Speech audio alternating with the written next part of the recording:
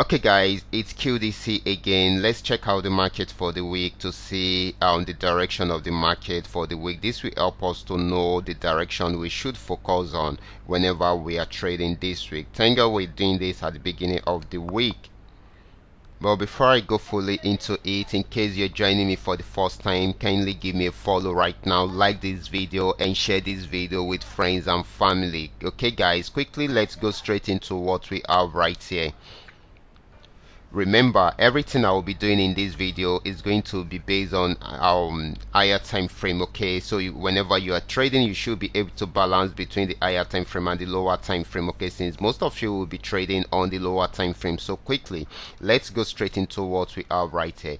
So I will be using the 3M trend milk card trading indicator to do my analysis right from here, and of course we will be checking out all these assets right away. Okay, so quickly let's see this guys. This had been on uptrend for a while. I'm on daily time frame. It had been on uptrend for a while. You can see after getting to this support zone, it gave us a yellow flag right here, which signifies an uptrend, and this had been on and on, got to this region and played around there for a while, and of course at the end of the day it broke out above the resistance zone around here, and of course to get to a new resistance zone. Okay, so this has not been able to break out above this, so it's starting a downtrend right from there. You can see the red flag, the red arrow, so this is the best time for you to sell.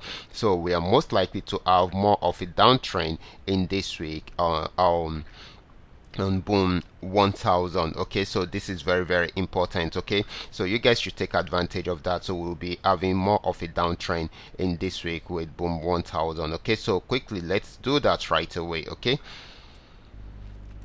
downtrend. Okay, then the next asset is going to be Boom 500. Let's check it out right away. This is Boom 500. Right from the support zone also it started an uptrend. You can see the yellow flag, and ever since it's been on uptrend for a very long time, but after getting to this resistance it was unable to break out above it, so it started a downtrend right from there, and of course you can see the red arrow and the red flag, and of course this has been selling since then, just broke out from this support zone, and of course it is still selling and it's going to sell for long. So guys, take advantage of this. It's going to be more of a downtrend than an uptrend. Okay, so this is an opportunity for you to milk the market right from there. Okay, so this is Crash 1000. Crash 1000 had been on downtrend for a very long time, but this had been having some pullback at each stage. Okay, it got to this support zone, had a major pullback, and went back there again, still had another pullback, got there again, still had another pullback, but this time around it broke out from there, and of course had a little pullback.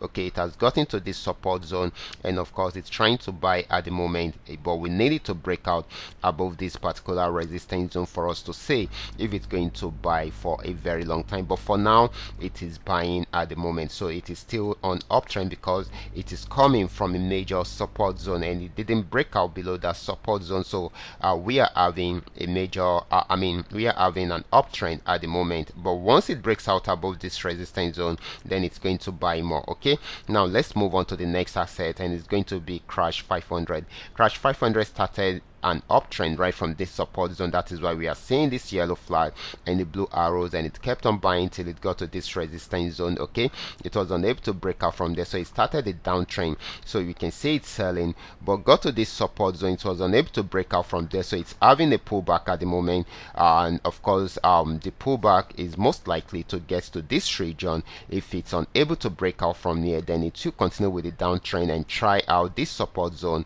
again. Okay, so once it breaks out from this support zone, then it's going to sell more. At the moment it is still buying at the moment, but once it is done with the pullback, it will go back into a downtrend right from there. Okay, so this is very important. Okay, so you should take note of that. So this is still on downtrend even though it is still having the pullback at the moment. Okay, so this is very important. Okay, so the last asset is going to be V75. Okay, let's check it out right away. This is V75. It started a downtrend right from this resistance zone. You can see the red flag, and of course it kept on selling and selling and selling.